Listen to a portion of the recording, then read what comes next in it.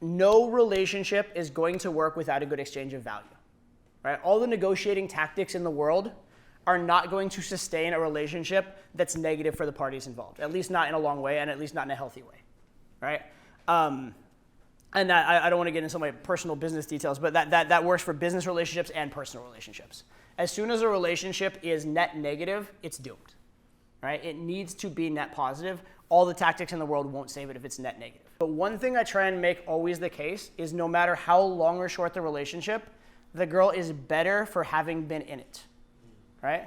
If I hook up with the girl that night, I try and make sure that she had a good experience that night. Hopefully the sex is good and the feeling is good. She feels valued and cared for and taken care of to the extent that she wants to be, or disrespected to the extent she wants to be if that's what she's into, all right? But the point is she feels like she got a good, positive experience. And I try and I have this philosophy. I kind of want to make a video about this, but like it's a hard one to express. I have this philosophy called be an asshole, not a scumbag, right? So it's okay to be the guy who's a little bit of a dick, who is not necessarily as nice, isn't like, tiptoeing around for the girl, who doesn't open doors for the girl, that kind of stuff, who tells the girl to fuck off sometimes when she deserves it. But what you don't want to be is the guy who promises he'll get the girl an Uber home at the end of the night, and then because she doesn't hook up with him, says, fuck you, get yourself home. That's a scumbag, to be honest.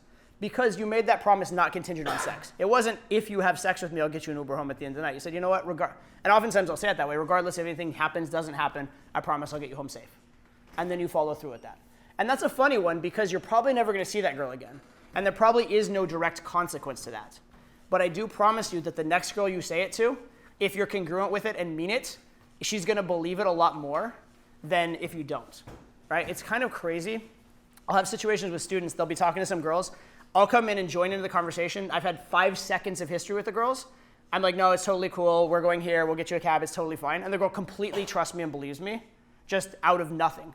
And I truly believe it's because I'm congruent and I always do take care of the girls, and I really do mean it, and it's completely honest. And I will follow through, right?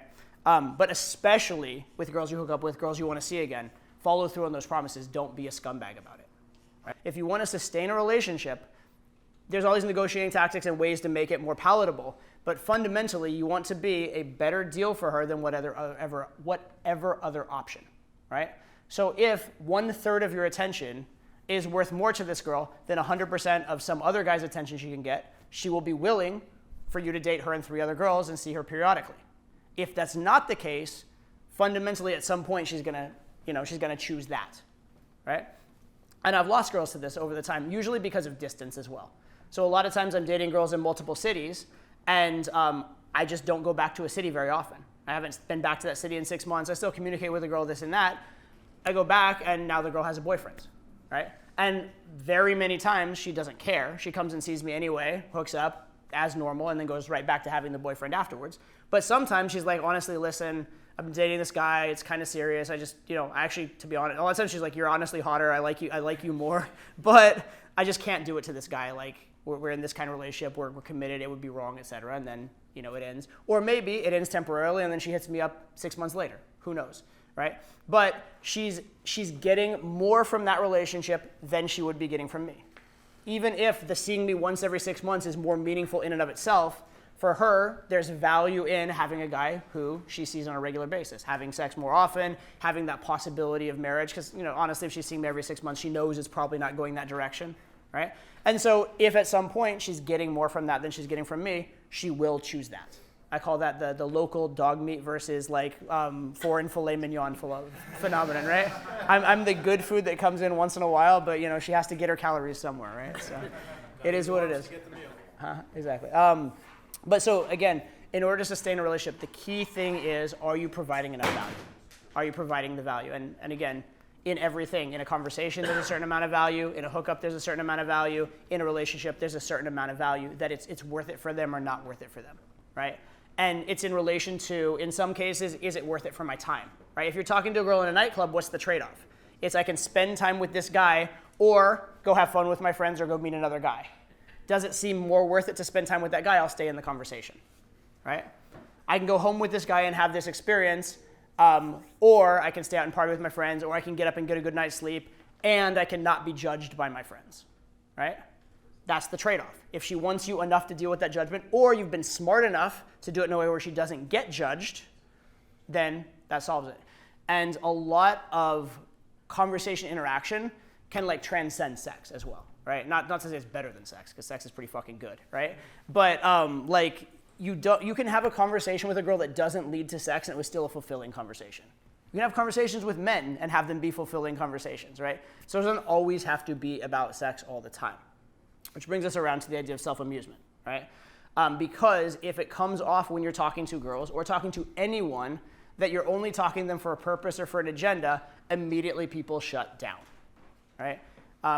As much as, there's romantic poets out there and this and that, a lot of human interaction, a lot of the nature is a value exchange, right? Are you being provided for in what you're doing, or are you not, right?